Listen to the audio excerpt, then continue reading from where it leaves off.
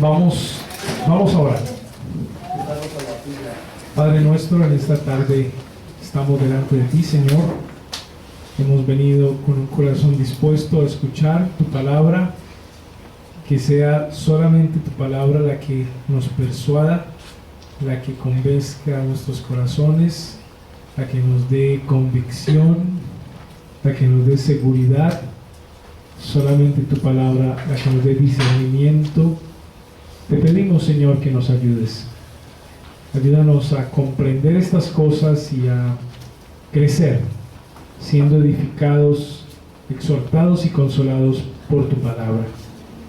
Y que el nombre de nuestro Señor Jesucristo sea santificado en medio de tu iglesia, y que el nombre de nuestro Dios sea reconocido y honrado en medio de tu pueblo, para la alabanza de la gloria de tu gracia. En el nombre de Jesús. Amén y amén. Muy bien.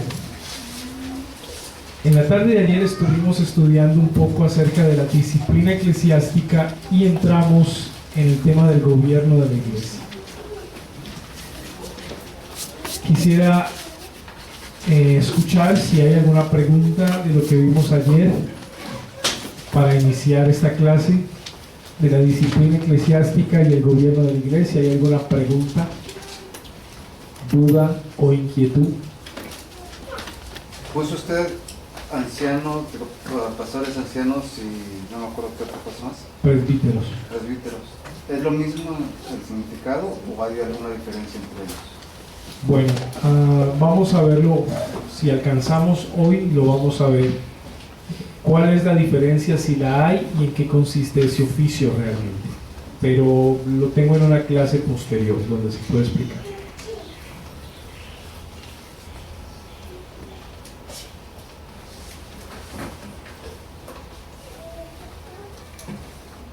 Muy bien, entonces vamos a continuar. Dentro del gobierno de la iglesia debemos conocer a los oficiales de la iglesia. Ese es su nombre, los oficiales de la iglesia. Oficiales de la iglesia. Y el Nuevo Testamento nos presenta 4 oficiales de la iglesia, que son los apóstoles, los profetas, los evangelistas y los pastores maestros. 4 oficiales de la iglesia: apóstoles, profetas, evangelistas y pastores maestros. Y el texto que vamos a utilizar para establecer esta doctrina de los oficiales de la iglesia es Efesios capítulo 4. Vamos a dar una explicación de este texto, Efesios capítulo 4.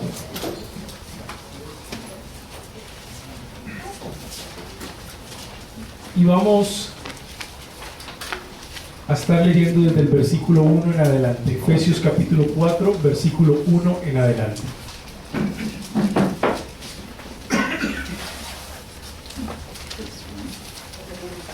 Lo voy a ir leyendo y voy explicando paulatinamente. Efesios 4, 1 en adelante. Yo pues, preso en el Señor, os ruego que andéis como es digno de la vocación con que fuisteis llamados, con toda humildad y mansedumbre, soportándoos con paciencia los unos a los otros en amor, solícitos en guardar la unidad del Espíritu en el vínculo de la paz. Un cuerpo y un espíritu, como fuisteis también llamados en una misma esperanza de vuestra vocación. Un Señor, una fe, un bautismo, un Dios y Padre de todos, el cual es sobre todos y por todos y en todos. Pero a cada uno de nosotros fue dada la gracia conforme a la medida del don de Cristo. Vuelvo y repito el versículo 7. Pero a cada uno de nosotros fue dada la gracia conforme a la medida del don de Cristo. Por lo cual dice, subiendo a lo alto, llevó cautiva la cautividad y dio dones a los hombres. Estos son los dones de Cristo. Recuerden que están los dones del Espíritu Santo de revelación, 1 Corintios 12. Están los dones funcionales en Romanos capítulo 12, y están los dones de Cristo. Así que lo que sigue a continuación es una descripción de los dones de Cristo. Recuerde que la palabra don significa regalo, los regalos de Cristo a la iglesia. Pero primero quiero explicarles un texto que es el versículo 8. Es un salmo y es citado por el apóstol Pablo cuando dice: subiendo a lo alto, llevó cautiva la cautividad y dio dones a los hombres. Y eso de que subió, ¿qué es sino que también habiendo descendido primero a las partes más bajas de la tierra? El que descendió es el mismo que también subió por encima de todos los cielos para llenarlo todo. Recuerden que cuando nuestro Señor Jesucristo visitó esta tierra, Él inauguró el reino de Cristo. Es el reino de Jesucristo hombre. Recuerde que la segunda persona de la Trinidad siempre ha reinado, eternamente ha reinado desde antes de la fundación del mundo, pero no ha reinado eternamente como hombre. Recuerden que Él toma un cuerpo humano en el tiempo, en la historia y en el espacio. Y ese cuerpo humano es el que le va a acompañar durante todo su tiempo aquí en la tierra, durante todo su ministerio. Va a ir a la cruz, va a derramar su sangre, va a resucitar con ese cuerpo y va a ascender a los cielos. Así que la primera venida de Cristo es la inauguración del reino de Jesucristo hecho hombre, hecho carne. ¿Qué hizo Jesucristo? Jesucristo, como rey de su reino, vino a liberar a todos aquellos que hacen parte de su reino, pero que estaban en el bando contrario. Es decir, que pertenecían al reino de las tinieblas, cuyo rey es el Dios de este siglo, Satanás. Así que vino Jesucristo como rey, y lo que hace Él es entrar al reino de las tinieblas, atar al hombre fuerte. ¿Para qué? Para poder saquear su casa, saquear su reino, y liberar del reino de las tinieblas a los que son suyos, a sus elegidos, que eso hizo Jesucristo. Así que la única manera de conquistar el reino de las tinieblas es entrando, atando al hombre fuerte y liberando a los presos, dejándolos libres y ahora parte de su reino. Eso fue lo que hizo Cristo. Así que cuando nuestro Señor asciende a los cielos, Él llega al cielo con un botín. Él llega al cielo con una ganancia. Él es reconocido en el cielo porque Él descendió a la tierra, conquistó un reino, liberó a los presos y se ganó un pueblo para sí mismo. Y a ese pueblo para sí mismo, Él en representación de ese pueblo sube a los cielos. Eso es lo que el versículo quiere decir: subiendo a lo alto, llevó cautiva la cautividad. En otras palabras, el Señor libera a su pueblo para hacerlos esclavos suyos. La verdadera libertad en Cristo es ser esclavos de Cristo. No puede haber verdadera libertad sin haber conciencia de servicio a Él. Así que lo que Él hace es que libera a unos presos del reino de las tinieblas, los cautivos del reino de las tinieblas, los libera y los hace sus cautivos. Los libera para convertirlos en sus esclavos, doulos, en sus siervos. Y eso es lo que significa el texto: llevó cautiva la cautividad, llevó a los presos del reino de las tinieblas ahora al cielo como presos suyos. Y ese es el botín. Es como, imagínense en esta escena, es como que los ángeles están listos para recibir al gran rey. Se escucha unos coros, unos cánticos de recibimiento, y de repente dicen: ahí viene el rey con su gran botín. Y ese gran rey con su gran botín es aquel salmo glorioso que dice: ¿quién es ese rey de gloria? Jehová es el rey de la gloria. ¿Quién es ese rey de gloria? Jehová, el fuerte y valiente. Él es el rey de gloria. Ese salmo está hablando de la ascensión de Cristo. Así que ahí viene el rey con su botín, ahí viene el rey con su botín, ahí viene el rey con su botín, y de repente entra el rey al cielo, y es Jesucristo hombre el que entra al cielo. Pero no entra solo, Él entra con un botín. ¿Y quién es ese botín? ¿Quiénes son ese botín? Todo su pueblo es el botín. Entre ese pueblo estábamos tú y yo. Nosotros hacíamos parte del botín ganado por Cristo. Nosotros estábamos presos en el reino de las tinieblas. Nuestro Dios era Satanás, pero Jesucristo ató al hombre fuerte, quebró las cadenas de la esclavitud que nos ataban, abrió las puertas de la prisión y nos hizo libres, y ahora somos siervos suyos. Servimos a nuestro Rey. El gran botín, la gran cautividad que estaba cautiva, somos nosotros, la iglesia. Y Él asciende a los cielos con ese gran botín y es coronado Rey de reyes y Señor de señores. Jesucristo, hombre, es coronado Rey de reyes y Señor de señores por su gran victoria. Pero no solamente llevó cautiva la cautividad, o sea, no solamente entró al cielo con el botín que Él ganó, que Él compró por su sangre, sino que también dio dones a los hombres, regalos a los hombres. ¿Cuáles serán esos regalos que dio Cristo a los hombres? ¿Cuáles son esos dones que Jesucristo dio a los hombres? Y eso es lo que vamos a estar viendo. El que descendió es el mismo que también subió por encima de todos los cielos para llenarlo todo. Algunas personas toman el versículo 9 para enseñar que Jesucristo descendió a los infiernos. Y es muy escuchado dentro de muchos evangélicos que el versículo 9 de Efesios 4 enseña que Jesucristo descendió a los infiernos. Miren el texto. Y eso de que subió, ¿qué es sino que también había descendido primero a las partes más bajas de la tierra? Sin embargo, el texto no dice que Jesucristo descendió a los infiernos. Eso no dice el texto. El texto dice que Él descendió a las partes más bajas. Y lo que está haciendo Pablo es una comparación en su estructura literaria. La comparación de lo que está muy, muy, muy arriba, muy alto, y de lo que está muy, muy, muy abajo. Y en esa comparación, lo más alto que se puede conocer es el cielo, donde Jesucristo llevó cautiva la cautividad. Y lo más bajo para Jesucristo es la tierra, no es el infierno. Recuerden lo que dice Filipenses capítulo 2, que Él se despojó a sí mismo y se humilló tomando forma de doulos, de siervo. El hecho de que la segunda persona de la Trinidad tomara cuerpo humano ya era una humillación para Él. El hecho de haber nacido como nacemos cualquiera de nosotros los seres humanos, para Él eso ya fue una humillación. Nacer en un pesebre, tener un cuerpo humano, habitar entre nosotros, estar sometido a debilidades humanas, como lo dice el autor a los Hebreos, fue tentado en todo.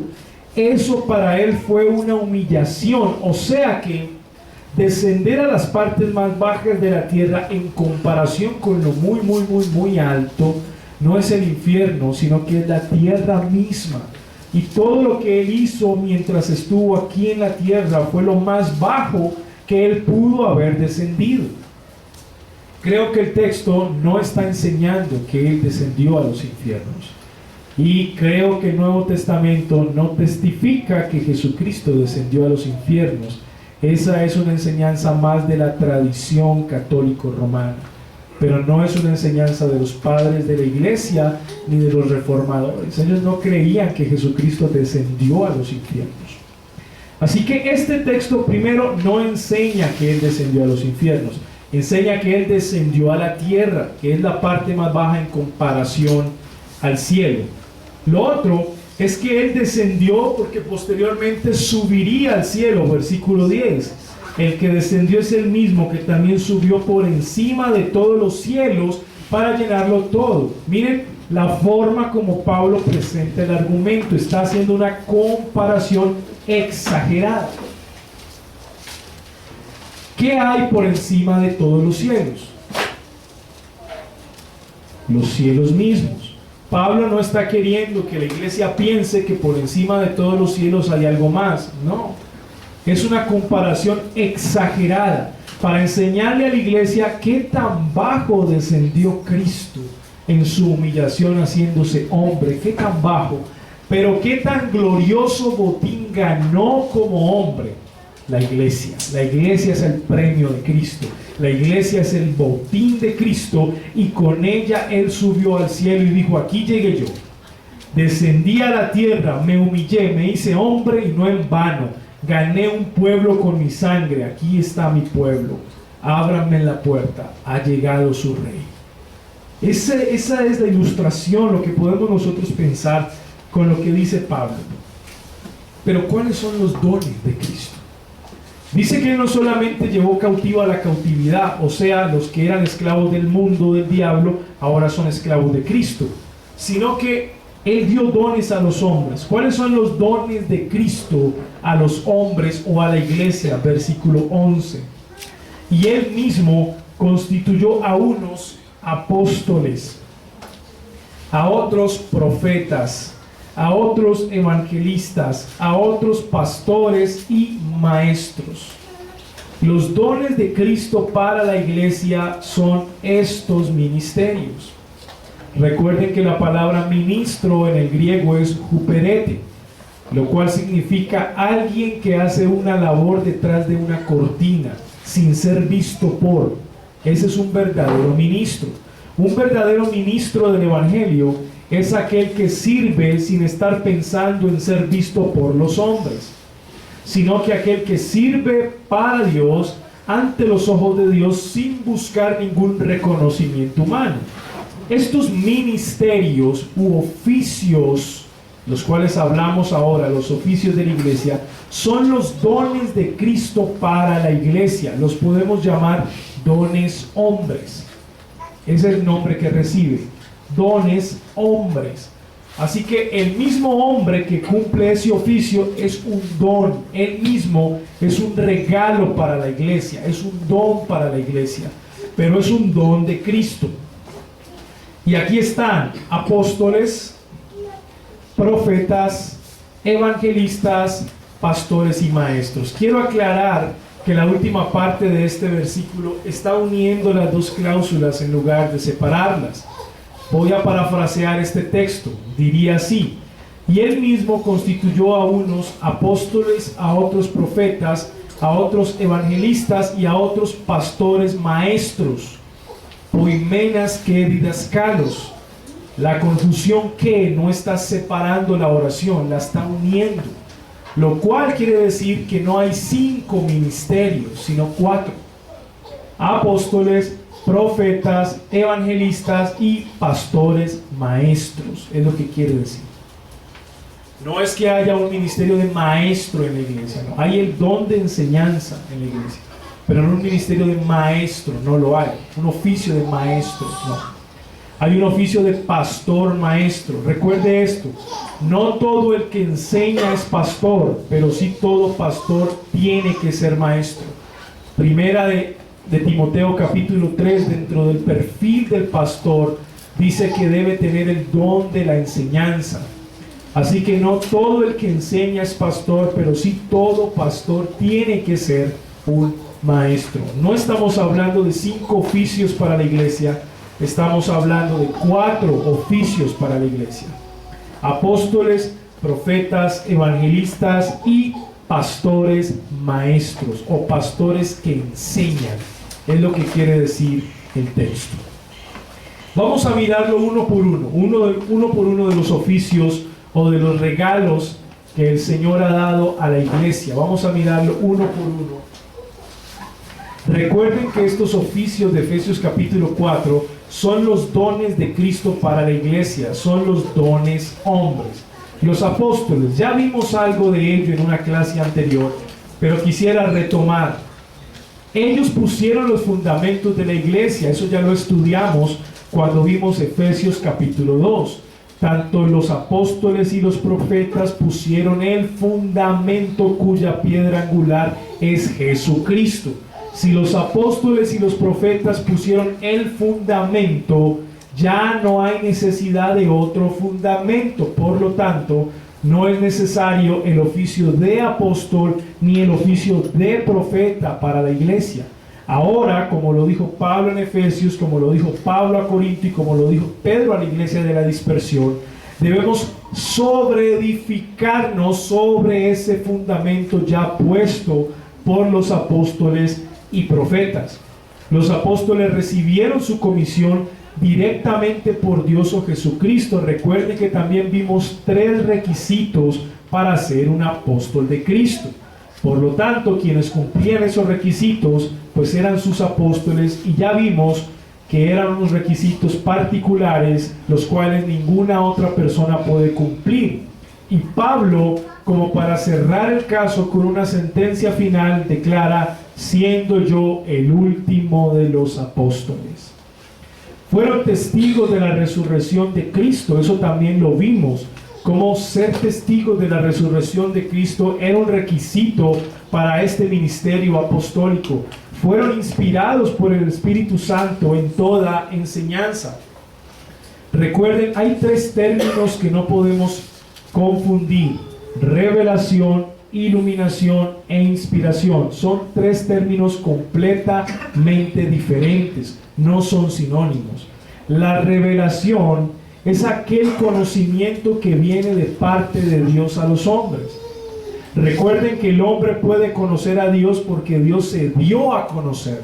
Si Dios no se da a conocer, ningún hombre le puede conocer. Por eso la verdad no se descubre, la verdad se revela. Nadie puede descubrir a Dios. Dios se ha revelado a los hombres. En el huerto del Edén, Él se reveló a Adán, Él se dio a conocer a Adán, y por eso Adán y Eva le pudieron conocer. Él se reveló. Ese conocimiento de parte de Dios a los hombres es lo que llamamos revelación especial. Pero parte de ese conocimiento, no todo, parte de ese conocimiento especial quedó preservado por escrito. A eso le vamos a llamar inspiración. Teopnestos, 1 de Timoteo capítulo 3, 2 de Timoteo capítulo 3. Y esa es la palabra griega que significa exhalada por Dios.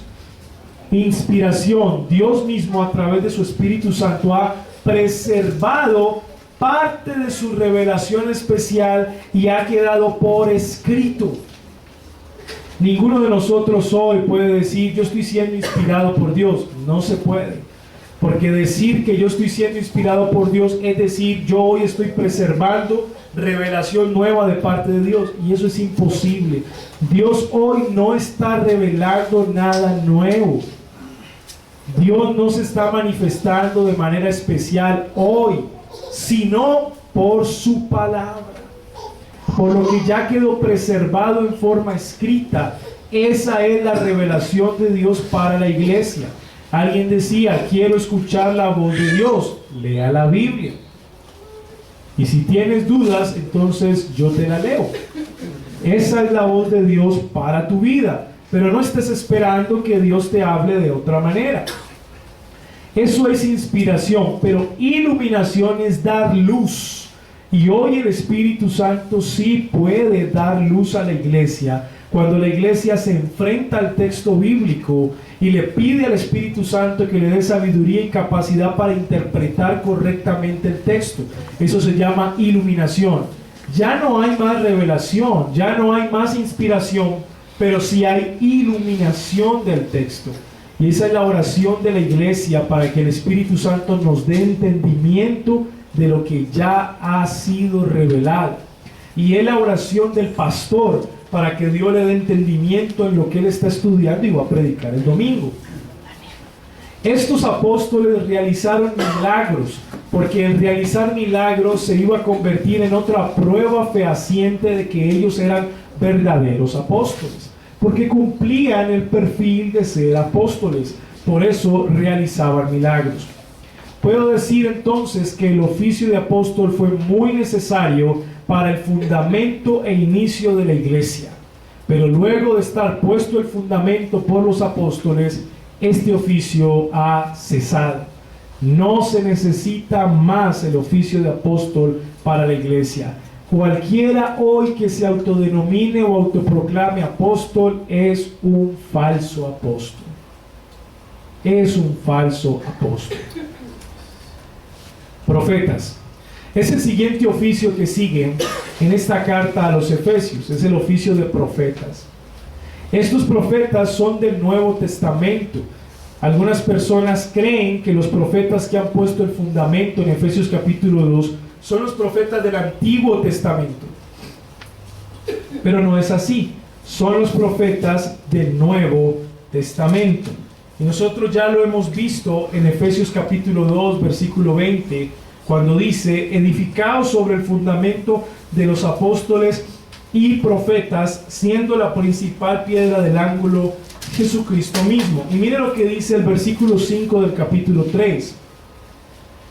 Misterio que en otras generaciones no se dio a conocer a los hijos de los hombres, como ahora es revelado, como ahora, tiempo presente, no pasado, ahora es revelado a sus santos apóstoles y profetas por el Espíritu. Estos profetas no son del Antiguo Testamento, son profetas del Nuevo Testamento.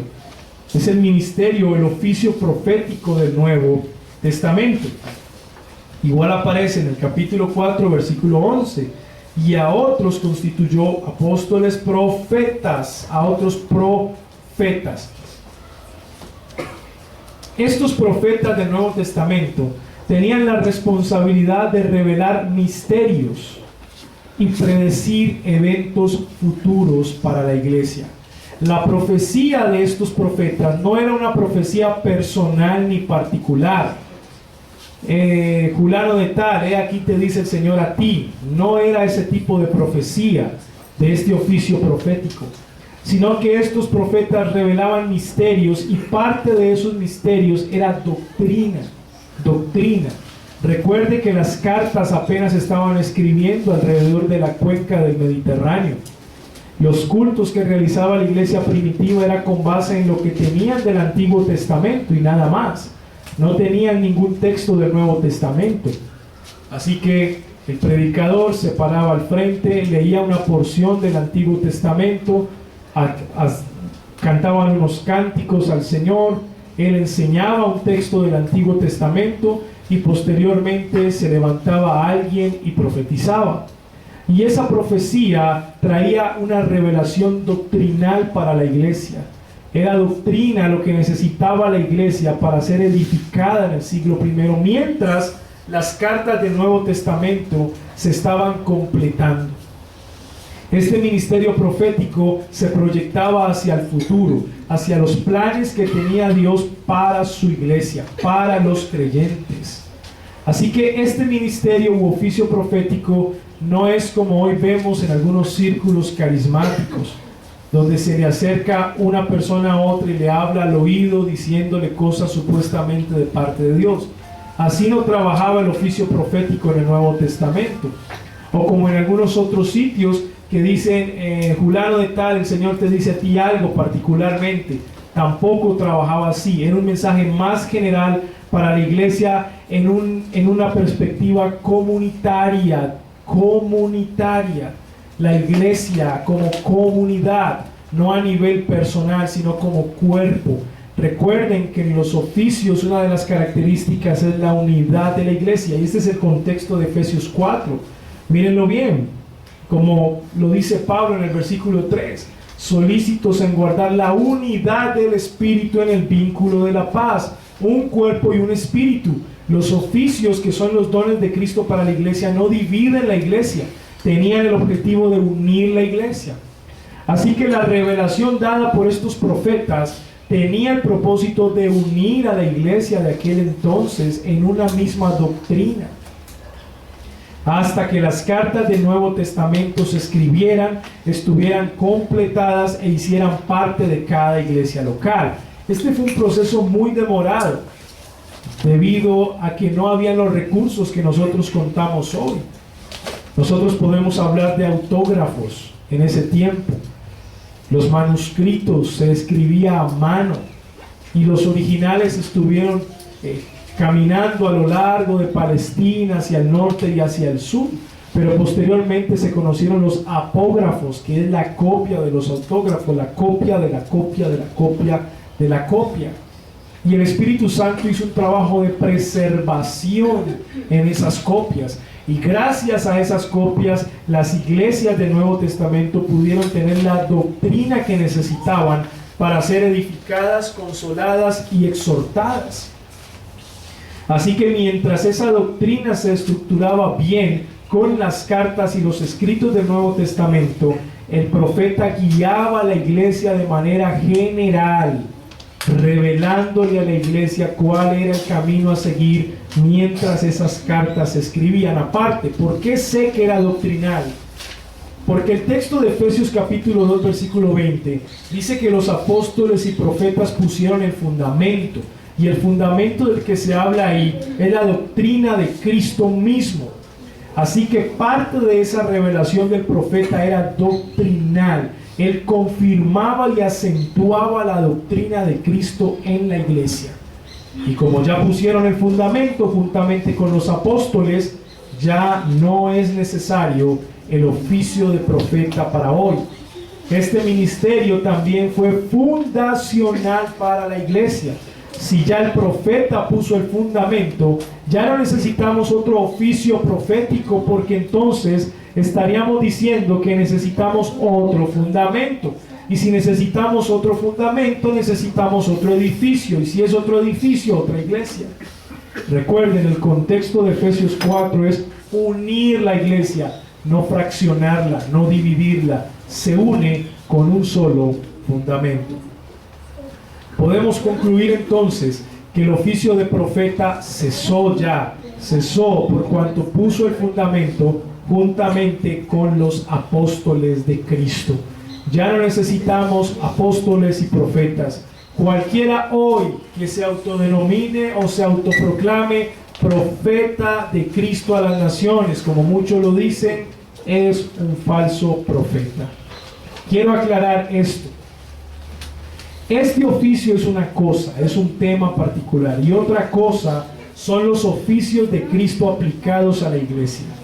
Recuerden esto, Jesucristo tenía 3 oficios: el oficio de rey, sacerdote y profeta. Son 3 oficios que tuvo Adán en el huerto del Edén. Adán fue puesto en Edén como rey, sacerdote y profeta.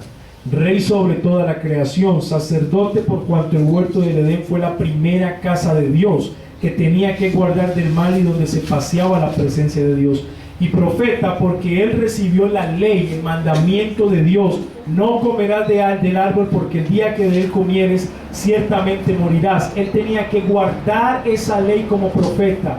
Adán fracasó como rey, fracasó como profeta y fracasó como sacerdote.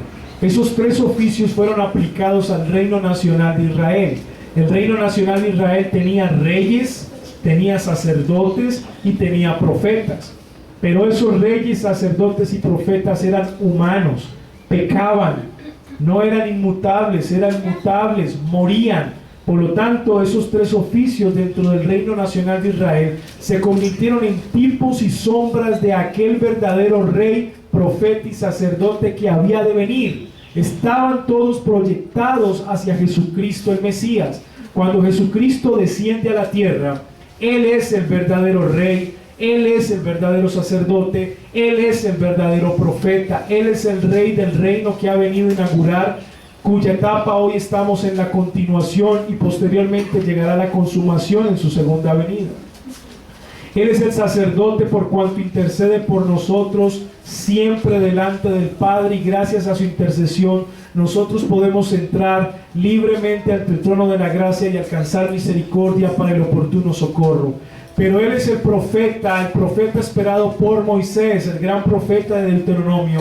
Es Cristo, porque Él es el verbo hecho carne, Él es la palabra de Dios hecha carne. Aparte, Él habló todo lo que habló de parte de Dios y no de los hombres, y fue capaz de morir por la palabra. Jesucristo fue un radical, no fue un fanático. El fanático mata por sus convicciones, el radical muere por ellas. La iglesia está llamada a ser radical, pero no fanática. Como iglesia no podemos matar por la palabra de Dios, pero sí podemos morir por la palabra de Dios como profetas de Cristo. Ese gran profeta fue tentado en el desierto por Satanás y lo venció. Todas las tentaciones con un escrito está, sin sacar los textos de Deuteronomio fuera de contexto.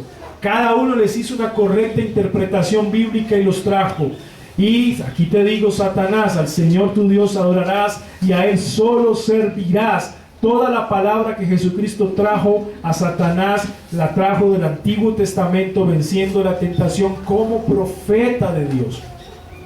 Así que estos tres oficios, profeta, sacerdote y rey, que en Cristo son eternos. Él ahora es profeta, Él ahora es rey, Él ahora es sacerdote, y en el reino eterno seguirá siendo rey, seguirá siendo sacerdote y seguirá siendo profeta. Fueron aplicados a la iglesia.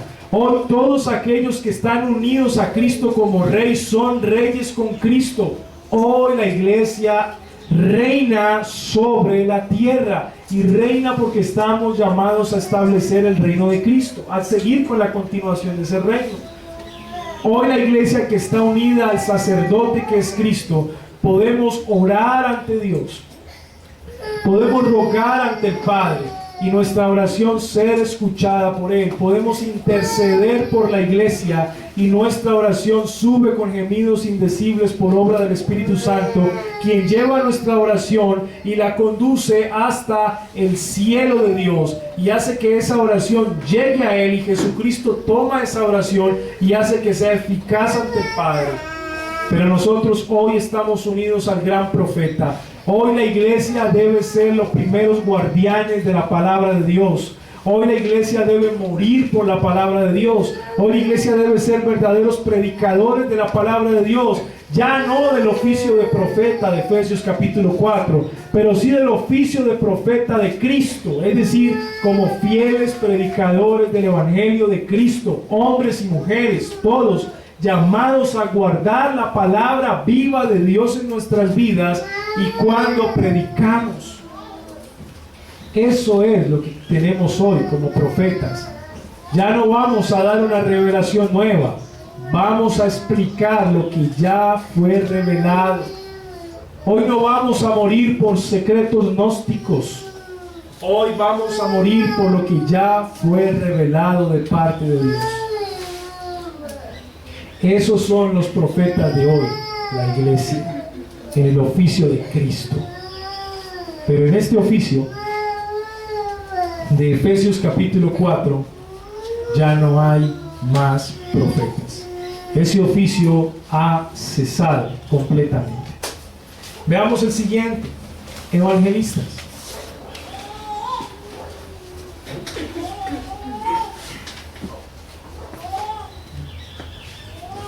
El texto de Efesios también nos dice que a otros evangelistas, otro don para la iglesia, el don de evangelistas. Miremos algunos textos. Hechos capítulo 21, versículo 8.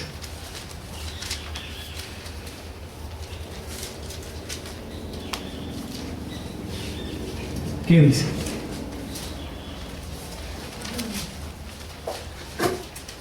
Al otro día, saliendo Pablo y los que con él estábamos, fuimos a Cesarea, y entrando en casa de Felipe, el evangelista, que era uno de los 7, posamos con él. Casi que el oficio de evangelista en el Nuevo Testamento pasa desapercibido. Casi que lo único que nosotros podemos saber de este oficio es lo que Dios hizo a través de Felipe, especialmente. Porque a Felipe de manera explícita se le llama evangelista, y porque en su práctica de este oficio se encuentra con el etíope, le predica el evangelio desde el texto de Isaías y lo bautiza. Así que lo poco que conocemos nosotros de los evangelistas del Nuevo Testamento casi que está en la vida de Felipe. Es lo único que el Nuevo Testamento nos enseña. Por eso hace difícil comprender este oficio, realmente en qué consiste el oficio. Yo les explicaba que no podemos cometer el error de comparar este oficio con los supuestos evangelistas modernos y las supuestas campañas evangelísticas. Muchas personas creen que esos que predican en las campañas evangelísticas son los que tienen este oficio de evangelista de Efesios 4. No es así, porque el Nuevo Testamento no nos explica, no nos dice abiertamente en qué consiste este oficio. Lo único que sé es que cuando la iglesia cree que esa persona es un evangelista porque viene a predicar el evangelio de Cristo solamente, y ya, viene a predicar el evangelio, por eso es un evangelista, realmente tiene un conocimiento muy pobre de la palabra de Dios. ¿Por qué? Porque el pastor que enseña debe enseñar del Evangelio de Cristo. Así que si usted es pastor de una iglesia y necesita que lo visite un supuesto evangelista para que en su iglesia local se hable de Cristo, usted está grave. Usted está en el lugar equivocado. Y yo les daba una invitación con mucho respeto: abandonen la iglesia. Si usted es un pastor y usted no predica el evangelio, usted no puede seguir siendo pastor, ni puede seguir predicando. Si usted está esperando que venga un supuesto evangelista a hablarle de Cristo porque usted no es capaz de hablar de Cristo, usted está grave. Así que, primero que todo, no confundamos esto con los supuestos evangelistas de hoy, porque no es lo mismo, hay muy poco conocimiento. Miren Timoteo, 2 de Timoteo 4:5. Estas son las palabras de Pablo para su pastor en Éfeso, que es Timoteo. ¿Qué dice el texto?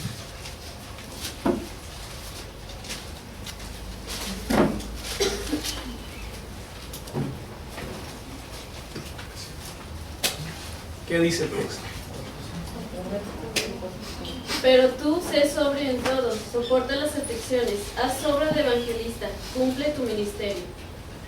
Esto también es muy cercano y es la obra de evangelista de Timoteo. Tal vez podremos decir que Timoteo tuvo el oficio de evangelista, tal vez, pero no es claro en el Nuevo Testamento. Algunos ni siquiera afirman que Timoteo fue un pastor ordenado. Pero como sea, sabemos que hizo el oficio de pastor y realizó el oficio de evangelista. Estaba muy joven Timoteo. Posiblemente la iglesia de Éfeso había tenido dos pastores muy ancianos, Himeneo y Alejandro, y estos dos pastores se desviaron de la doctrina de la palabra.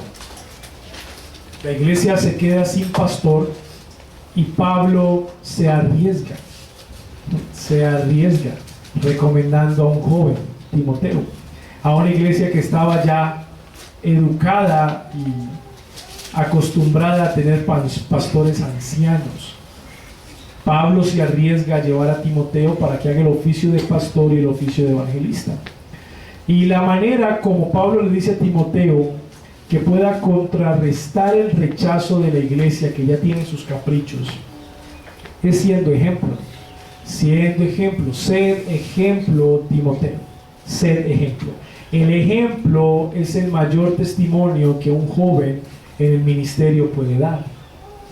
Porque los jóvenes hoy están muy embebidos de doctrina, son muy académicos, por lo general siempre les gusta dejarse llevar por lo intelectual y por lo que está de moda, pero pedirle a un hombre buen ejemplo, eso sí que está a millones años luz.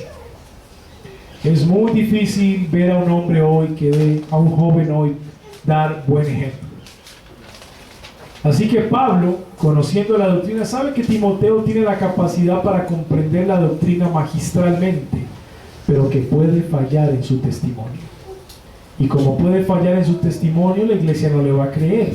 Así que le dice: sed ejemplo en esto, en fe, pureza, amor, todo lo que tenga que ver con la vida práctica. No sabemos a ciencia cierta qué oficio ocupó Timoteo. Sabemos que realizó el de pastor y evangelista, y es lo único que el Nuevo Testamento nos dice, no nos dice más.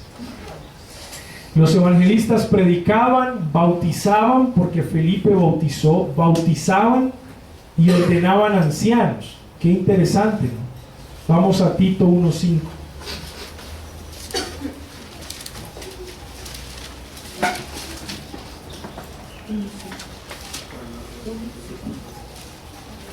Tito 1:5, ¿qué dice? Por esta causa te dejé en Creta, para que corrigieses lo deficiente y establecieses ancianos en cada ciudad, así como yo te mandé. Si concluimos que Timoteo era un evangelista, de oficio de evangelista, pues Timoteo podía ordenar ancianos, o sea, ordenar pastores. Qué interesante, ¿no? Así que vemos que este oficio no solamente se encargaba de predicar la palabra de Dios, como algunos piensan hoy, sino que también este oficio se encargaba de aplicar las ordenanzas, entre ellos el bautismo, y ordenar a otros para el oficio de pastor. Ordenaban ancianos o pastores. Miremos 1 de Timoteo 5:22. No impongas con ligereza las manos a ninguno, ni participes en pecados ajenos, consérvate puro. No impongas con ligereza las manos a ninguno. Recuerden que las manos se imponen para oficializar un cargo. En todo el Antiguo Testamento vemos que el trabajo de imponer manos era la oficialización pública de un cargo. Y vuelvo y les repito, amados hermanos, amada iglesia, no hay registro en la Biblia de que a las mujeres se les haya impuesto manos. No hay ejemplo en la Biblia. Solamente a los hombres se les ha impuesto manos. Lo cual quiere decir que oficialmente no hay cargos para mujeres en el pueblo de Dios. No hay oficios públicos para mujeres en el reino de Dios. Ni lo hubo en el Antiguo Testamento, ni lo hubo en el Nuevo Testamento. ¿Qué quiero decir? En otras palabras, los oficios de Efesios capítulo 4 son solamente para varones, solo para hombres. Porque al requerir una oficialización pública se requiere que se le impongan manos, y a los únicos que se le imponen manos, según el testimonio de la Biblia, son a los hombres. Así que el oficio de apóstol era para hombres, no habían apóstolas, como hoy en día supuestamente hay. El oficio de profetas en ese tiempo, oficio de profetas, era para los varones. Y el oficio de evangelistas era para los varones. Así que lo poco que conocemos sobre estos oficios, y más el de evangelista, realmente es muy poco. Así que atreverme hoy a decirle a usted, amado hermano o hermana, es que el oficio de evangelista hoy es el que hace misiones. No, la verdad, sería una declaración muy irresponsable. O decirles a ustedes, el oficio de evangelista hoy es el que hoy predica en las calles el evangelio y no le da temor predicar. Es una declaración muy irresponsable. Prefiero callar. No sé de qué se trata el oficio de evangelista. A ciencia cierta no sé de qué se trata. Solo Dios sabe. Si ya ese oficio cesó en el siglo I, Dios lo utilizó, y en Felipe y en Timoteo lo podemos ver, ya cesó. Si hoy lo hay, bueno, la verdad no lo conozco. No sé de qué se trata el oficio de evangelista. Su autoridad parece haber sido más general para la iglesia, no simplemente autoridad en una iglesia local, sino autoridad en general en la iglesia de Cristo. Muy bien, preguntas.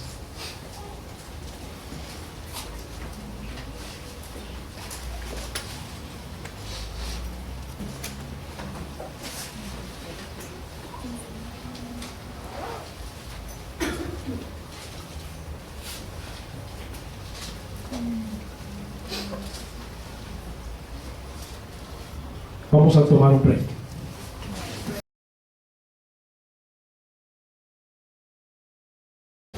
Vamos a continuar con el último oficio.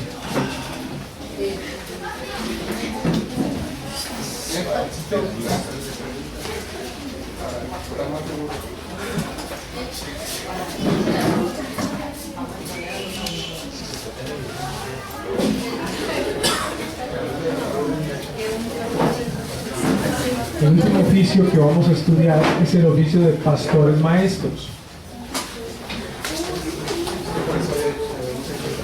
O también podemos llamar pastores que enseñan.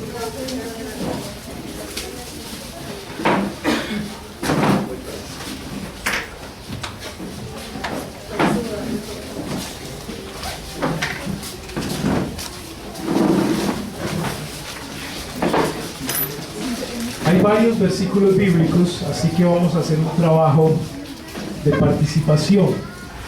Así que cada hermano va a leer un versículo, un texto diferente, para que podamos avanzar un poco más rápido. Entonces, Hechos capítulo 20, versículo 17. Enviando pues desde Mileto a Éfeso, hizo llamar a los ancianos de la iglesia. Ancianos de la iglesia. Lo primero que quiero resaltar es que es en plural. Ancianos, no ancianos, sino ancianos de la iglesia, en plural. Versículo 28 de ese mismo capítulo. Por tanto, mirad por vosotros y por todo el rebaño en que el Espíritu Santo os ha puesto por obispos, para apacentar la iglesia del Señor, la cual él ganó por su propia sangre. El obispo y apacentar.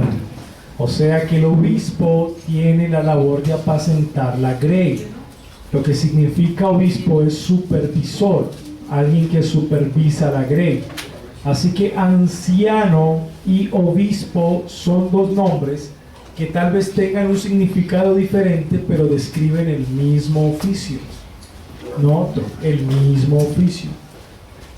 El anciano en la Biblia es un hombre sabio, un hombre que tiene experiencia, un hombre que ha alcanzado madurez. Y el obispo es alguien que está puesto para supervisar la grey. Pero ¿quién más sino el anciano puede supervisar la grey? Porque el que supervisa la grey es el que ha alcanzado madurez. Es la persona más experimentada, más sabia y más madura de la iglesia. O sea que ancianos y obispos es el mismo oficio. Lo que ocurre es que está describiendo por lo menos labores diferentes que ese mismo oficio hace. Da sabiduría, enseña sabiduría como un anciano y supervisa a la grey. Primera de Timoteo 3:1. ¿Qué dice? Palabra fiel, si alguno anhela obispado, buena obra desea. Ese es el perfil para lo que nosotros llamamos el perfil del pastor. Pero ahí no se usa el término poimenas para pastor, sino episcopos, obispo. Así que el perfil del pastor pues es el perfil del obispo, del supervisor. Si alguno anhela obispado, ser obispo, supervisor o anciano de la iglesia. Primera de Timoteo 4:14. ¿Qué dice? No descuides el don que hay en ti, que te fue dado mediante profecía con la imposición de las manos del presbiterio. Presbítero o presbiterio es aquel que tiene la función de guiar a la grey. Es aquel que guía a la grey, que sirve como director de la grey. Es aquel que da coordenadas precisas y la grey copia esas coordenadas. Pero ¿quién más puede guiar a la grey sino un anciano? Que tiene la sabiduría, que tiene la experiencia y que ha alcanzado madurez. ¿Quién más puede guiar a la grey sino un obispo, un supervisor? Así que el anciano, el obispo y el presbítero, aunque son nombres diferentes, describen el mismo oficio. Es el mismo oficio. Yo les contaba que en el siglo II, los padres apostólicos de la iglesia, es donde se presenta la primera división, que no fue bíblica. Ellos malinterpretaron este oficio y separaron el oficio por sus nombres. Así que trataban al obispo como un oficio especial, al presbítero como un oficio diferente y al anciano como un oficio diferente. Como si fueran tres oficios distintos, pero no es así. Vamos a ver que el Nuevo Testamento utiliza estos nombres de forma intercambiable, como sinónimos incluso, en muchos textos. Ese fue un error de la iglesia y ese fue el origen de la estructura episcopal, tanto católica de Oriente como católica de Occidente y su sede en Roma, en el Papa. Dio origen a toda esta estructura romana. Pero no solamente a la estructura romana, sino a muchas iglesias modernas, contemporáneas hoy. Yo les comentaba de unas iglesias que ellos le llaman, en Colombia se le dice cobertura. Una misión da cobertura Y esa misión, en lugar de tener un papa, ellos le denominan presidente, que es el fundador de las iglesias. Y bajo el presidente hay unos presbíteros, que es el pastor de los pastores, así le llaman. O sea, que es el pastor que pastorea pastores. Y muy por abajo están los pastores. Esa estructura es un resultado de malinterpretar este oficio, de estar dividiendo los nombres como si fueran oficios distintos cuando están describiendo un solo oficio. Hay iglesias donde se tiene pastor y se tiene ancianos. No sé si ustedes la han conocido. Es que en esta iglesia local el pastor es él, pero los ancianos son ellos. Bueno, ahí también hay una mala interpretación, porque el anciano en el Nuevo Testamento es alguien que tiene el oficio de pastor, u obispo o presbítero realmente. Así que muchas iglesias tienen a supuestos pastores y supuestos ancianos, y esos ancianos son personas adultas que tienen buen testimonio, que cumplen como un perfil, unas características, pero que no son pastores, sino que están cerquita de serlo. Bueno, realmente el Nuevo Testamento no enseña ese orden. Primera de Timoteo 5:17, ¿qué dice? Los ancianos que gobiernan bien sean tenidos por dignos de doble honor, mayormente los que trabajan en predicar y enseñar. Los ancianos que gobiernan, o sea que el oficio de anciano trae gobierno. El anciano gobierna la iglesia, y el que gobierna bien, bueno, es digno de doble honor en predicar y enseñar, los que predican y enseñan. Así que el anciano como tal es el oficio del que enseña, el anciano que enseña o el pastor que enseña. Versículo 19 de ese mismo capítulo.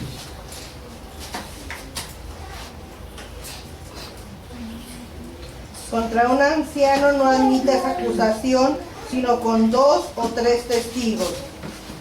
La importancia del reconocimiento de un anciano en la iglesia o pastor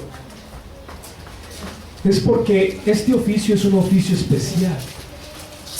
O sea, nosotros no podemos malentender o ignorar que el oficio de anciano o pastor sea un oficio especial. Es un oficio especial que merece ser reconocido.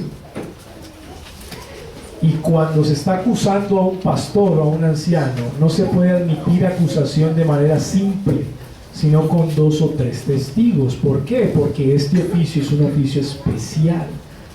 No es que el pastor sea más importante que la membresía, sino que en el oficio que él está ejerciendo como tal, es un oficio importante y especial. Algunas personas firman así, escriben una carta o escriben un correo y al final firman como queriendo decir pastor tal, o pastor o anciano tal, o presbítero tal, como si fuera un título. Los oficios de Efesios 4 no son títulos, son oficios. Y muchas personas creen que ser pastor es un título. Yo soy pastor, pero como título me lo gané, y por lo tanto me tienen que respetar porque me lo gané. No, realmente nadie se lo gana. Realmente ser pastor es un don de Cristo a la iglesia, es un oficio, no es un título. Y si comprendiéramos más lo que eso significa, creo que seríamos menos orgullosos. Porque cuando comprendemos que ser pastor o anciano de la iglesia es un oficio, comprendemos que lo mucho o lo poco que hagamos nunca será suficiente. Nunca será suficiente. Y que es un privilegio serlo. Así que cuando la gente malentiende esto como un título, por eso vemos pastores y ancianos muy orgullosos, muy grandes, se sienten grandes. Tito 1, 5 y 7, ¿qué dice?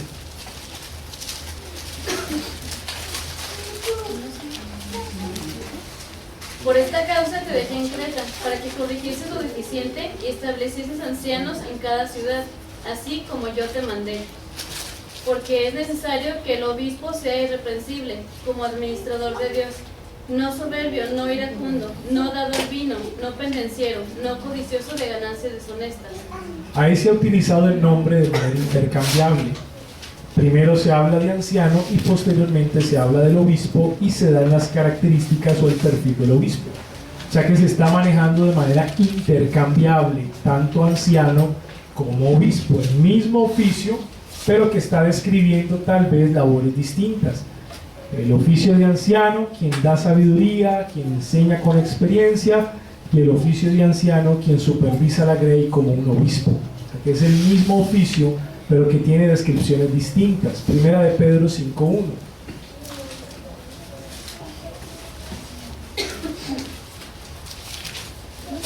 Ruego a los ancianos que están entre vosotros, yo anciano también con ellos, y testigos de los padecimientos de Cristo, que soy también participante de la gloria que será revelada, apacentando la grey de Dios que está entre vosotros, cuidando de ella, no por fuerza, sino voluntariamente.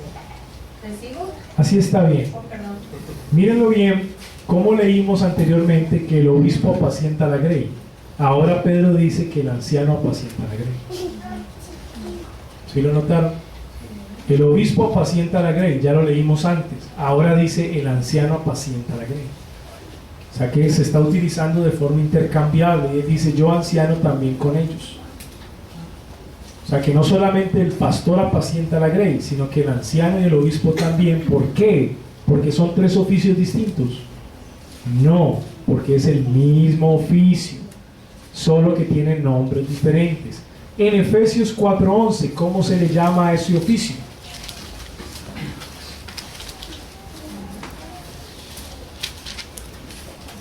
Y él mismo constituyó a unos apóstoles, a otros profetas, a otros evangelistas, a otros pastores maestros. Aquí se le va a llamar pastor que enseña, pastor maestro se le va a llamar aquí.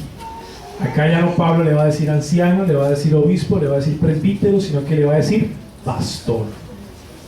Así que es el mismo oficio, pastor, obispo, presbítero y anciano es el mismo oficio. No hay por qué hacer separación en la iglesia local. Por eso nosotros en nuestra iglesia decimos los candidatos a ancianos en nuestra iglesia local. Ya la gente sabe que son los candidatos a pastor. Lo utilizamos de manera intercambiable. Los ancianos de la iglesia, ya la gente sabe que son los pastores de la iglesia, de manera intercambiable. Quiero decir algo más con respecto a los pastores maestros. Durante el siglo XX ha ocurrido algo que ha marcado a la iglesia occidental. Y es que ha surgido un movimiento femenino. Y yo diría más una influencia feminista, podríamos decir la segunda ola del feminismo después de la Segunda Guerra Mundial, que viene con mucha fuerza y ha influenciado a la iglesia. Y se han levantado mujeres que se autoproclaman pastoras. Esto ha levantado mucha polémica en las iglesias occidentales evangélicas, más de índole pentecostal y carismático. Y se les llama pastoras a estas mujeres. Ellas mismas se llaman así, porque nadie las ordena, y ellas mismas se llaman pastoras. Esto ha traído confusión a la iglesia hoy, y confusión no pequeña, sino confusión grande. Yo les decía que los oficios de Efesios capítulo 4, y más el de pastor maestro, son oficios que deben tener un ordenamiento, una ordenación más bien, pública. Y hemos visto que en el Nuevo Testamento para realizar una ordenación pública se requiere la imposición de las manos. No se oficializa algún cargo, un oficio público sin imposición de manos. Y la imposición de manos es de hombre a hombre. El hombre le impone las manos a alguien para un cargo oficial. Aprovecho y digo esto.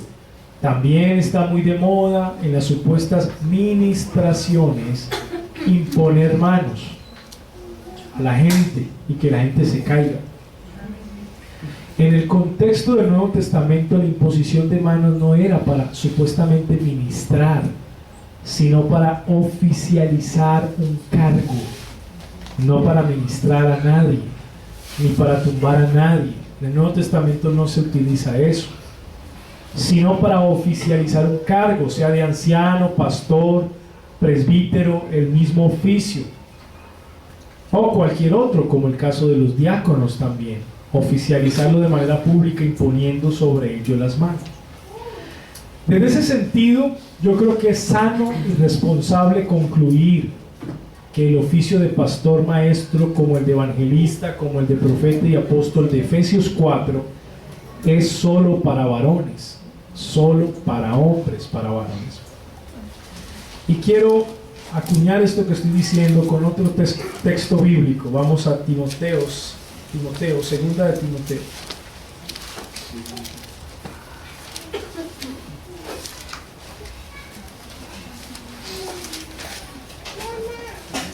Es primera de Timoteo.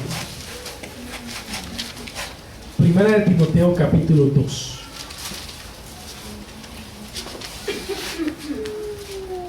Este texto igual es muy mal interpretado por muchos. Les voy a decir dónde está su mala interpretación. Primera de Timoteo 2. A partir del versículo 1 hay una exhortación general a que se hagan rogativas, oraciones y peticiones por todos los hombres.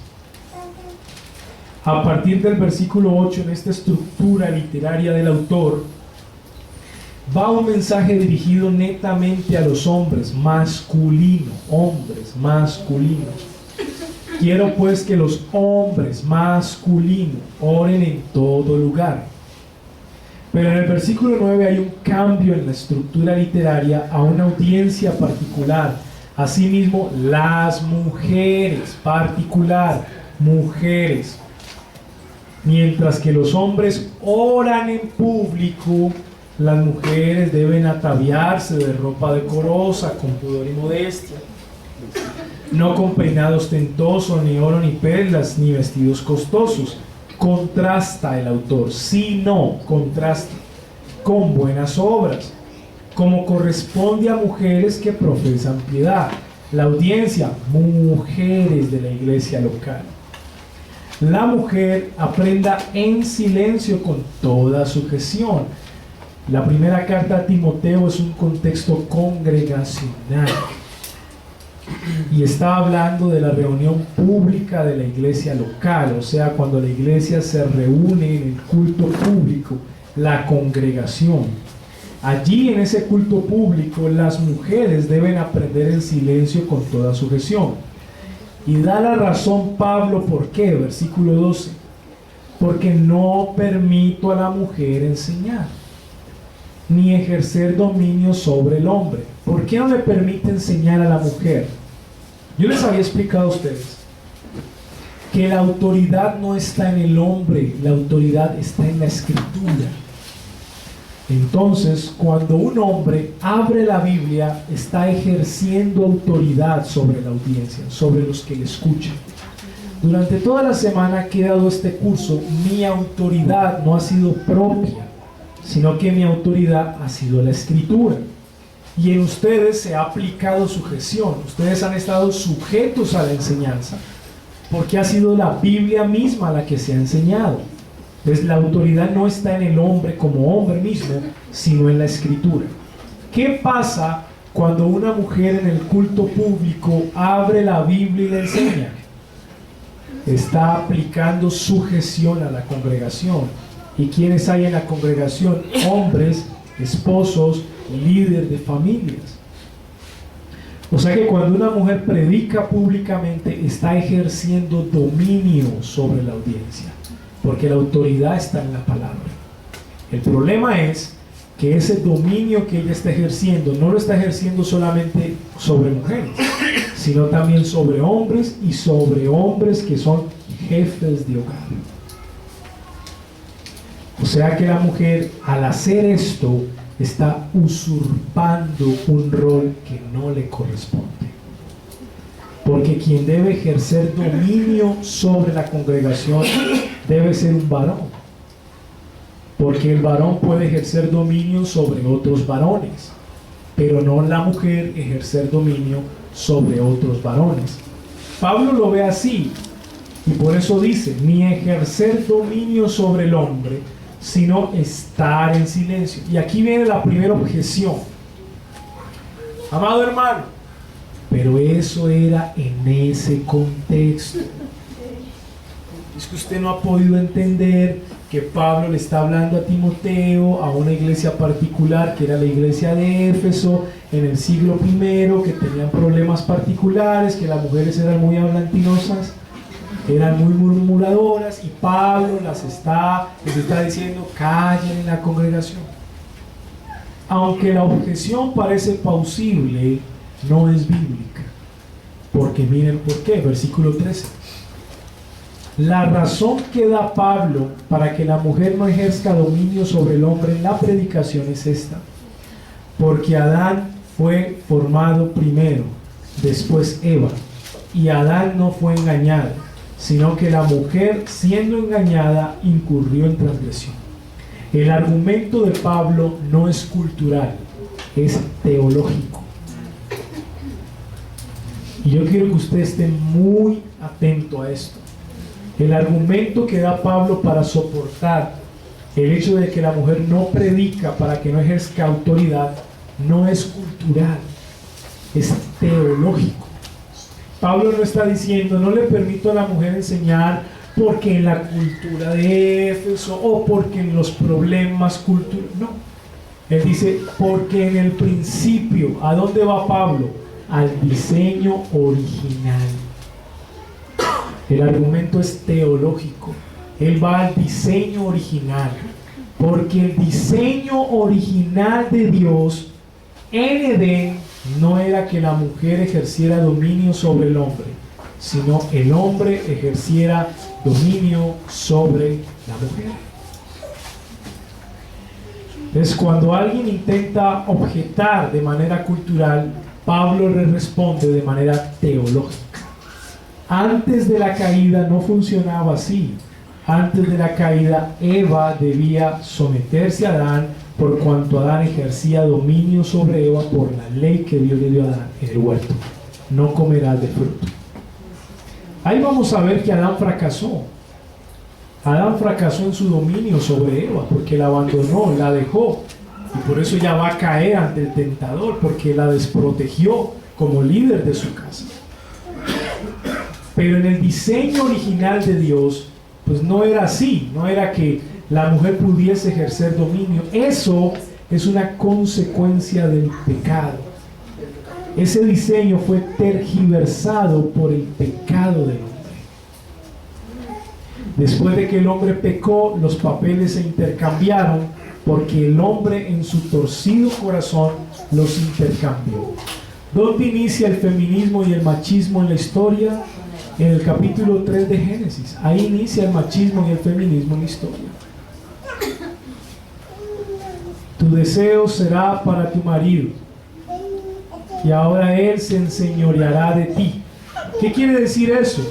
Como el hombre fue diseñado originalmente para ejercer dominio sobre la mujer, ahora en pecado el hombre va a querer ejercer dominio, pero ya no lo va a saber hacer, porque su corazón ya es pervertido. Así que lo va a hacer como él quiere hacerlo. Machismo. Ese es el origen del machismo. Y la mujer, que estaba sometida al hombre, cuando fueron creados después del pecado, al ver ella que su hombre la dejó desprotegida y cayó, ella no va a querer ahora someterse a él, sino que ella quiere ahora someterlo a él. Eso se llama feminismo. El feminismo y el machismo nacen en Génesis capítulo 3 después de la caída. Ese es el origen de estas dos corrientes muy fuertes que han influenciado a la iglesia evangélica de hoy. Pero tengo otro argumento también. Vamos a 1 de Timoteo capítulo 3.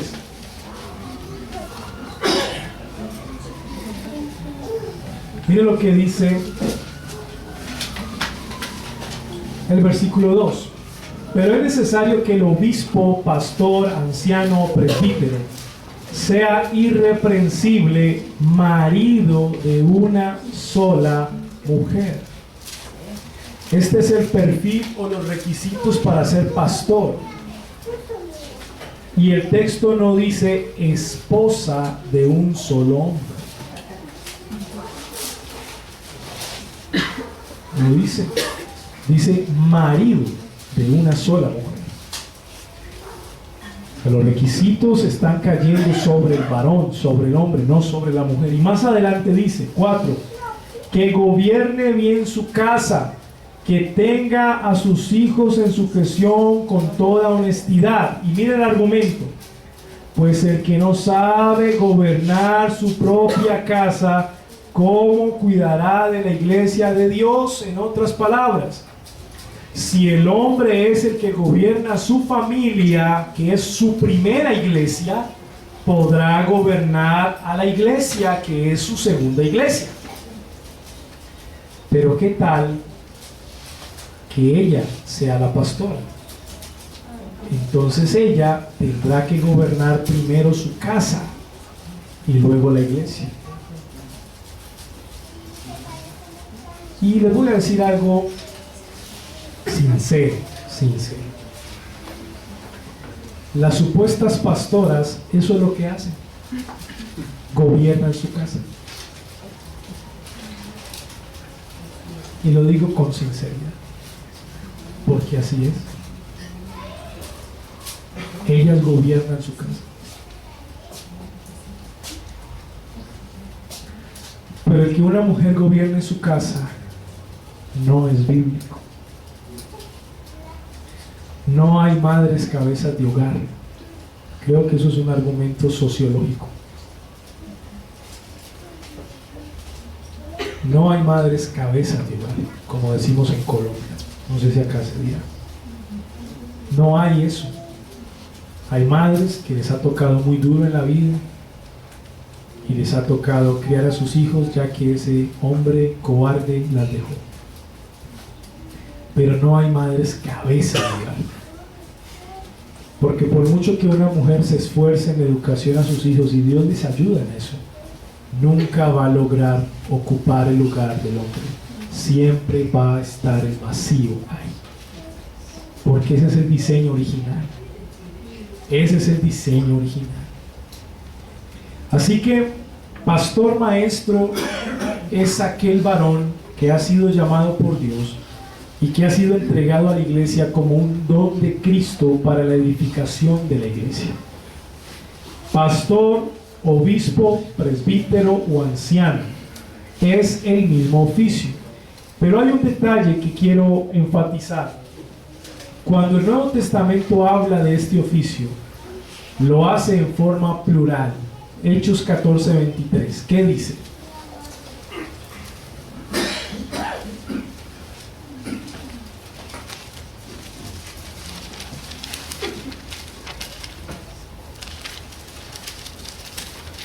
Hechos 14:23. Y constituyeron ancianos en cada iglesia, y habiendo orado con ayunos, los encomendaron al Señor en quien habían creído. Y constituyeron ancianos, plural, en cada iglesia. Y el Nuevo Testamento nos va a presentar una doctrina muy importante, que es la pluralidad de ancianos o de pastores en una iglesia local. El monoobispado es muy de una estructura episcopal, es muy de una estructura, llamémoslo así, piramidal. El monoobispado. ¿Qué significa eso? Una iglesia que tiene un solo pastor.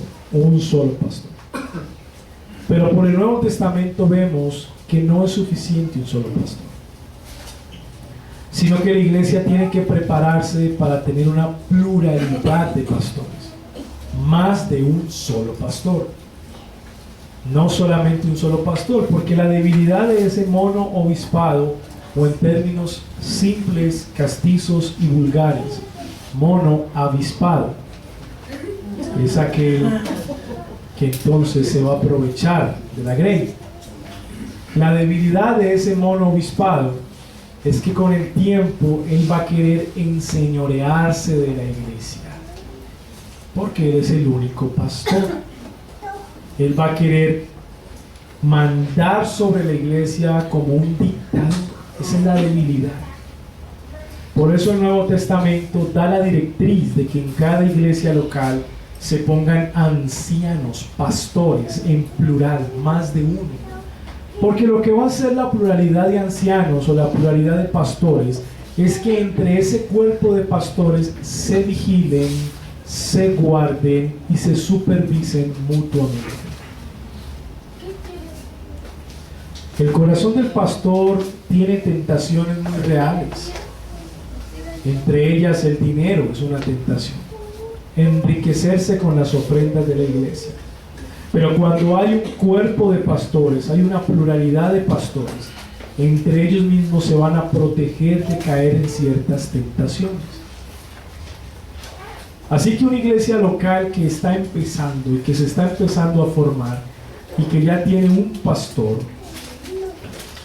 debe seguir trabajando por lo menos para formar a un segundo pastor. Y no necesariamente que ese segundo pastor sea de tiempo completo, puede ser bivocacional. Pero por lo menos empezarse a formar para tener a ese escudero, a ese segundo varón. Porque ese segundo varón, con el pastor que ya está, va a ser un coequipero con él. Le va a ayudar y se van a proteger mutuamente. Cuando hay una pluralidad de pastores es muy interesante, porque entonces estos pastores deben hablar, deben comunicarse, deben dialogar, deben tener unidad, no solamente en lo fundamental, sino también en lo periférico. Puede que este comentario que esté dando difiera con muchas iglesias reformadas. En la actualidad hay predicadores muy famosos dentro de la esfera reformada que no están de acuerdo con esto que yo estoy diciendo. Ellos dicen que es suficiente en que la pluralidad de ancianos esté de acuerdo en lo fundamental, pero que no necesariamente en lo periférico. Y uno de ellos pone un ejemplo el cual yo no comparto. Él dice que en su cuerpo de pastores, que son como 8 pastores de esa iglesia local, tiene pastores dispensacionalistas, premilenialistas históricos, amileniales y postmileniales en escatología, y que él no tiene ningún problema con trabajar con ellos como pastores. Yo me quedo admirado de su capacidad de no tener problema. Yo sí tendría muchos problemas. Él considera la escatología como un tema periférico. Para mí es fundamental. Porque en el momento en el que lleguen a Apocalipsis, ¿cuál de los 4 van a predicar Apocalipsis? A ver, ¿el dispensacionalista, el amilenial, el post o el premilenialista histórico? ¿Cómo se van a rifar Apocalipsis ahí? Hoy tocaría nunca predicarlo en la iglesia. Entonces, muchos dentro de la esfera reformada dicen que lo fundamental sí, pero no lo periférico. Bueno, mi consejo es, si lo quieren escuchar, la unidad de la pluralidad de ancianos no solamente debe ser en lo fundamental, sino que también en lo periférico. Se debe procurar tener una unidad tal entre los pastores de esa iglesia local que no se vea ningún rasgo de contradicción entre ellos, porque eso va a desanimar a la iglesia. Así que la pluralidad de ancianos es muy importante porque trabajan en equipo, se protegen de las tentaciones como pastores, oran el uno por el otro, se pastorean mutuamente el uno por el otro, se reparten las enseñanzas y las predicaciones. Por ejemplo, el domingo se acostumbra a hacer en nuestra iglesia en Medellín la escuela, el estudio y luego el culto. Entonces los pastores se turnan, hay un pastor que enseña en la escuela, en el estudio, y el otro predica en el culto. Y todos los que somos candidatos a pastor estamos o reemplazándoles en esos horarios, o en los cultos de oración del miércoles hay un candidato a pastor que enseña ese miércoles en el culto de oración. O sea que se pueden repartir las labores. En equipo se reparten las labores porque es un equipo de pastores, ¿sí? Por lo general hay uno de los dos que enseña mejor que el otro, pero hay uno de los dos que es más confiable en la consejería que el otro, por lo general. Esa es la ventaja de la pluralidad, porque la iglesia también puede identificarse más con uno que con otro, y eso es normal. La iglesia puede decir: me encanta cómo enseña este, pero me encanta cómo aconseja este. Y la diversidad en la pluralidad dentro de la iglesia local es de gran bendición para la iglesia. Es de gran bendición. ¿Qué dice Filipenses 1:1?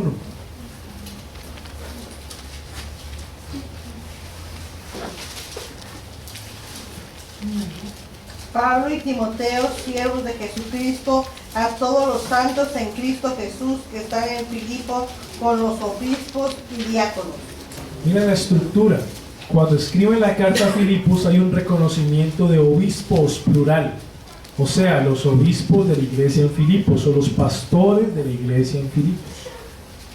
Hay una pluralidad de pastores, de obispos o de ancianos.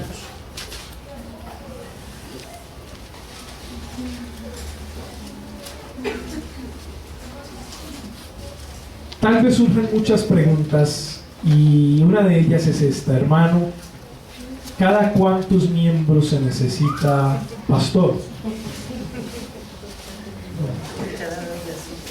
Esa es una pregunta muy natural que puede salir. La verdad, no hay un número fijo para eso. Pero todo va surgiendo en el proceso del crecimiento de la iglesia. Cuando una iglesia está empezando y está en formación, pues inicialmente va a haber un pastor que luego será ordenado, pastor ordenado, y realizará su labor por un tiempo. Ese pastor va a ver que su iglesia va creciendo un poco más y necesita un segundo pastor. ¿Y qué si la iglesia no le crece más? Necesita otro pastor. De todas maneras.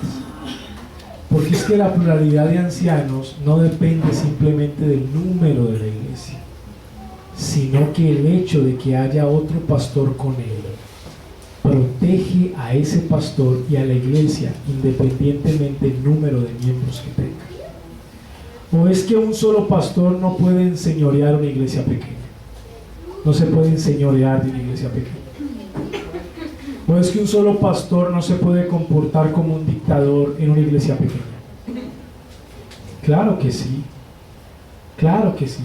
O sea que más que buscar un número de miembros para buscar un número de pastores, es la necesidad de que un solo pastor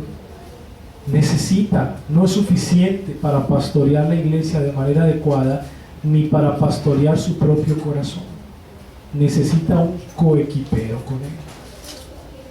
Y claro, estamos hablando de un tema muy sensible, porque por lo menos la membresía se tiene que hacer responsable de eso.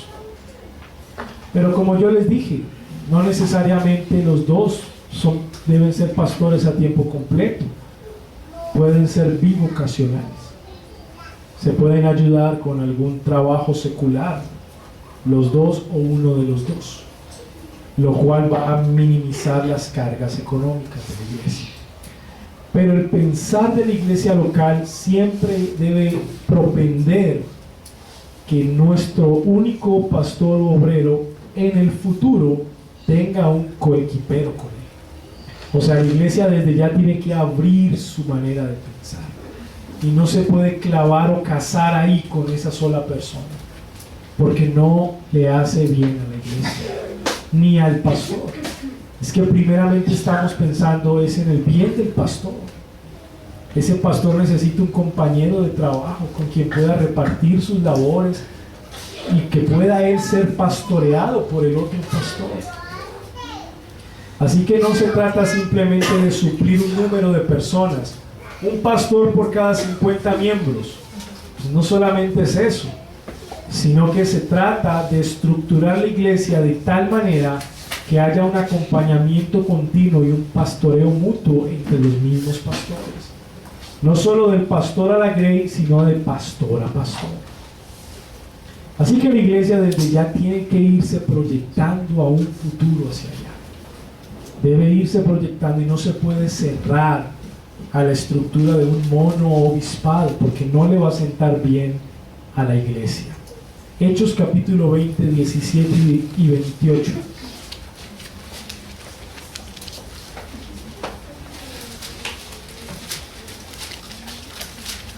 Enviando pues desde Mileto a Éfeso, quiso llamar a los ancianos de la iglesia, y cuando vinieron a él les dijo: vosotros sabéis cómo me he comportado entre vosotros todo el tiempo desde el primer día que entré en Asia. 28. 28.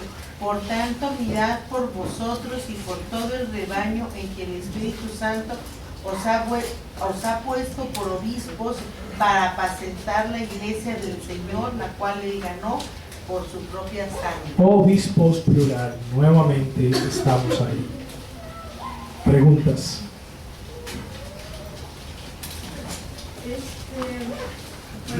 Está un poco tal vez difícil, pero bueno, o larga, no sé. Uno de los requisitos de los ancianos obispos pastores es que sea apto para enseñar. Cuando no hay nadie apto para enseñar, ¿qué opciones hay? ¿Qué pregunta más compleja? Sí.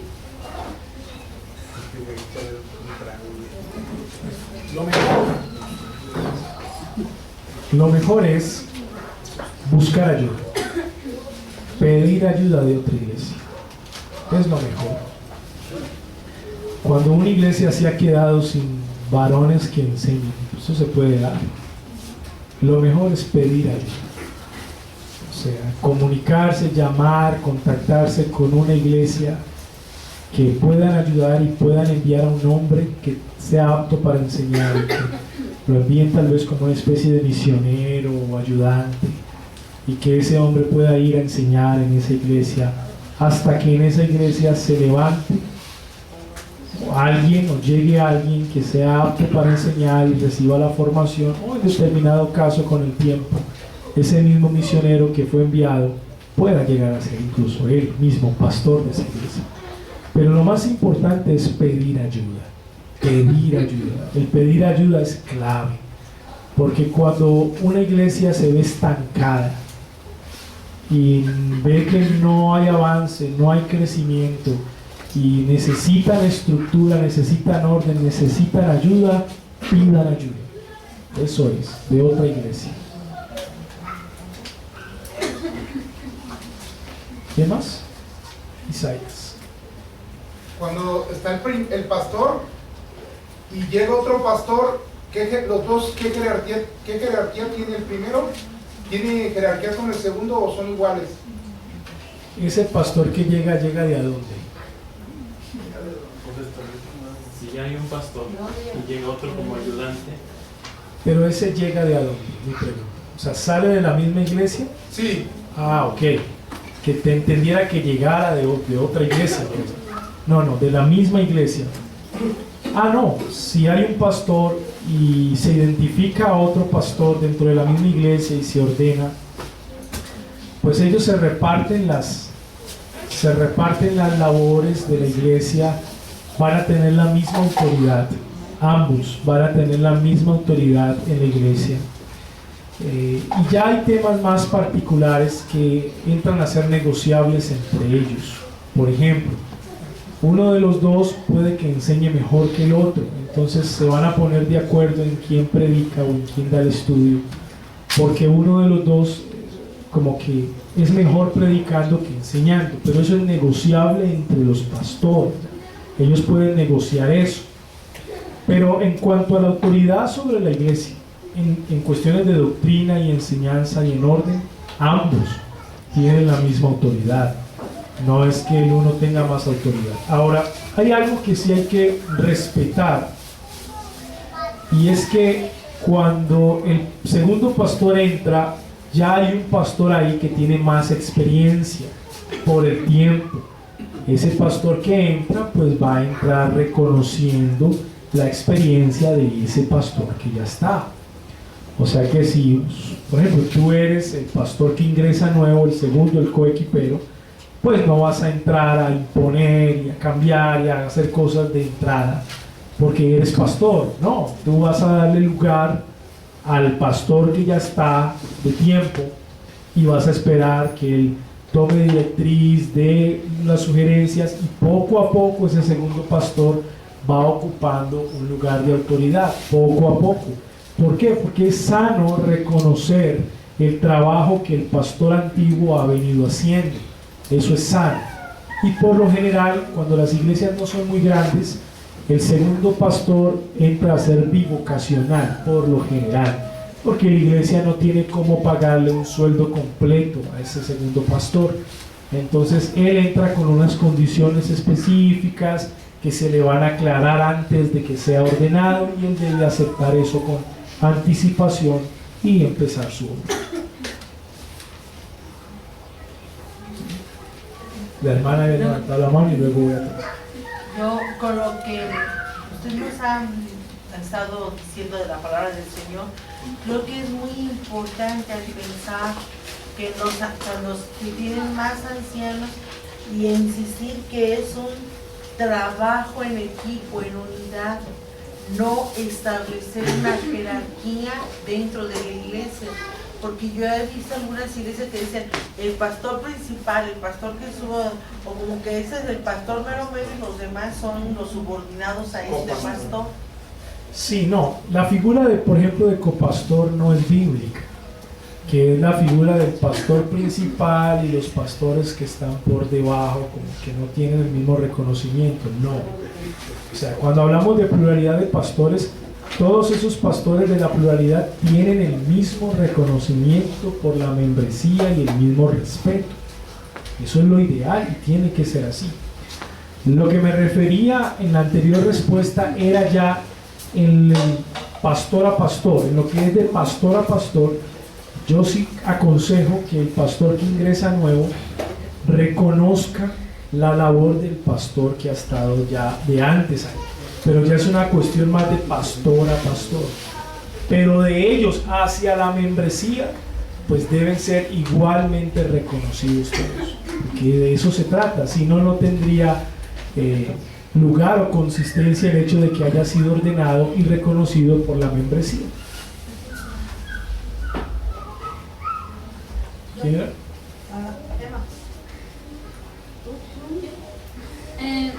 Hermano, cuando dice que en los requisitos marido de una sola mujer, ¿a qué se refiere exactamente? Bueno, se ve muy obvio, pero hay personas que a veces piensan que se refiere a que no sea polígamo. Bueno, eso tiene que ver. El hecho de que no sea polígamo tiene que ver, exactamente, y más en un contexto cultural del siglo I, que habían muchos polígamos. Y Pablo de entrada está frenando eso, o sea que sí tiene que ver, pero más que el hecho de que no sea polígamo, lo que quiere decir la frase marido de una sola mujer es que sea fiel a su esposa. Realmente eso es lo que quiere decir esa frase. O sea, que la esposa que tiene en ese momento, él sea fiel a su esposa. No le puede ser infiel a su esposa. Y lo digo ¿por qué? Porque si ese pastor le es infiel, queda descalificado automáticamente del ministerio. No puede volver a pastorear, porque no está cumpliendo esa cláusula. Por decir, hermano, cuando en la vida pasada tuvo una familia y luego otra y llegó el evangelio, o sea, uno que estuvo divorciado puede ser pastor. Ese es un tema muy polémico, demasiado polémico, y casi que no se ha llegado a un acuerdo realmente, porque hay dos posiciones. La primera es que si ese hombre en el mundo se casó, en el mundo, se divorció en el mundo, luego conoció al Señor, se volvió a casar con una cristiana, ¿puede ese hermano ser pastor? Entonces esta primera posición dice que sí. ¿Por qué? Porque se le empieza a contar su vida desde que conoció al Señor en adelante, desde que nació de nuevo. La segunda posición dice que no. Dice que cuando el texto dice marido de una sola mujer, está hablando desde antes de Cristo y en Cristo. O sea que si ese hombre se casó en el mundo, se divorció y se volvió a casar en Cristo, ya no puede ser pastor. Son dos posiciones. Yo no quiero imponer ninguna de las dos porque creo que es difícil. Solamente voy a decirles qué pensamos nosotros en nuestra iglesia local. Nosotros creemos que si ese hombre se casó en el mundo y se divorció y ahora se casó en el Señor con una mujer cristiana, para nosotros puede ser pastor, para nosotros en Medellín. Es una opinión ya de nuestra iglesia. Si ese hombre se casó en la iglesia como creyente y se divorció y se volvió a casar en la iglesia, no puede ser pastor. Para nosotros, no puede ser pastor. Que tenga un segundo matrimonio en Cristo, ¿puedo ser pastor? No. Esa es nuestra posición, pero respetamos la posición de otros hermanos reformados, de iglesias hermanas, que no están de acuerdo con esa postura. Ellos creen que incluso en el mundo, si ese hombre se casó en el mundo, ya queda deshabilitado para ser pastor. Pero vuelvo y digo, ya es una opinión de nuestra iglesia local. No estoy imponiendo ese concepto, esa forma de ver. Creo que ninguna de las dos posiciones se puede sacar de 1 de Timoteo 3. Porque la cláusula marido de una sola mujer no está hablando de eso. El énfasis de la cláusula es fiel a la esposa que tiene en ese momento. Fiel a su esposa, o sea, no puede serle infiel ni ser un adúltero, porque queda automáticamente descalificado del ministerio. Creo que es la interpretación más fiel a esa cláusula. Sí. Hermano. Solamente para tener un poco más claro lo de, no sé si ya hablaron de esto porque no vine de una escuela, pero el diaconado de las mujeres. No hemos hablado de diaconado. No han hablado de esto, no. Sé que por ejemplo, en la Iglesia Bautista Internacional de Miguel Núñez sí hay diaconisas. No sé,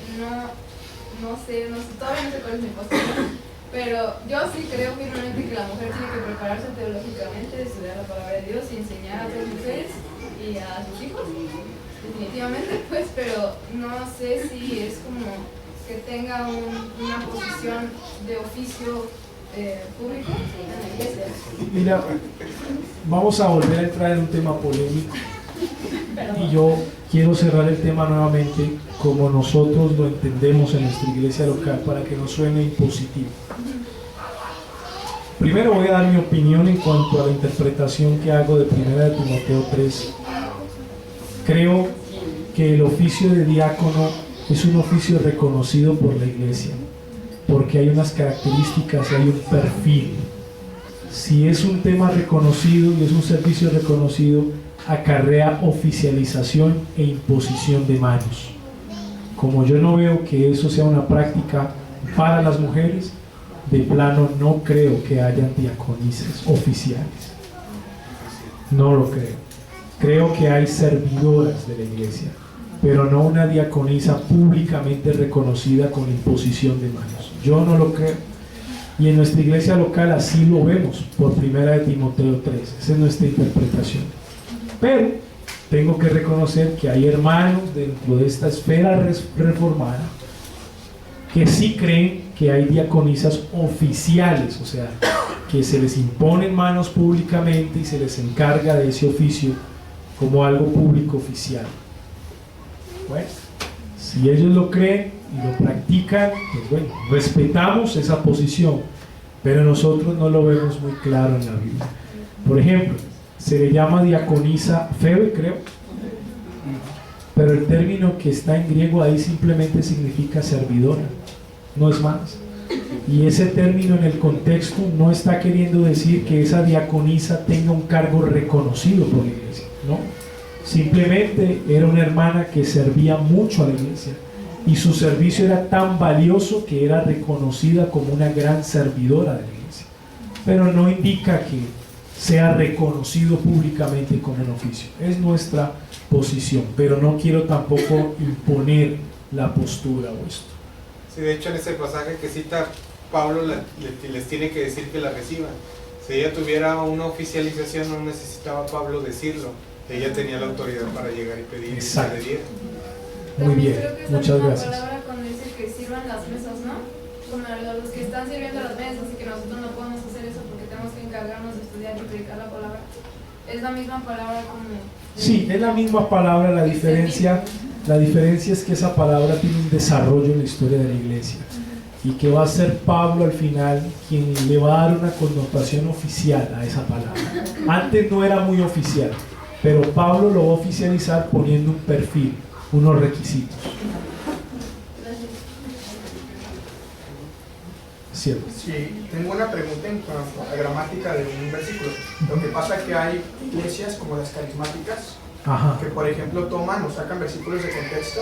Cuando dice la palabra hombres, dicen que no tiene un significado como de hombre en plural, por ejemplo, hombre y mujer. En el versículo Hechos 17:30 dice que manda a todos los hombres en todo lugar a que se arrepientan, dando un contexto asexual, hombre y mujer. Y por ejemplo el que vemos es 1 de Timoteo 8, dice, quiero pues que los hombres oren en todo lugar. Mi pregunta es, ¿la palabra hombre en el griego original es diferente en un versículo y en otra? ¿O se define conforme al contexto del versículo? Las dos cosas.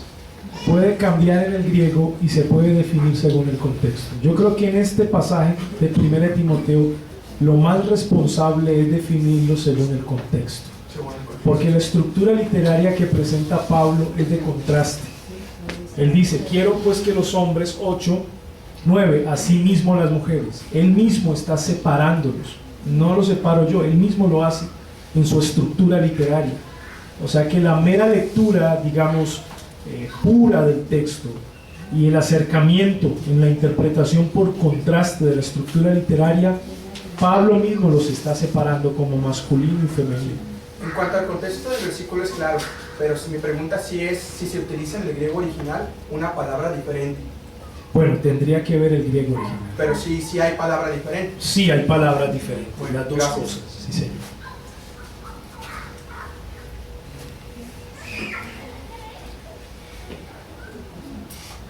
Con referencia a lo de la palabra autoridad, que tenemos yo creo que una mala connotación, ¿no? Porque se habla mucho de que, ¿y cuál de los pastores va a tener más autoridad? Bueno, ya lo vimos, ¿no?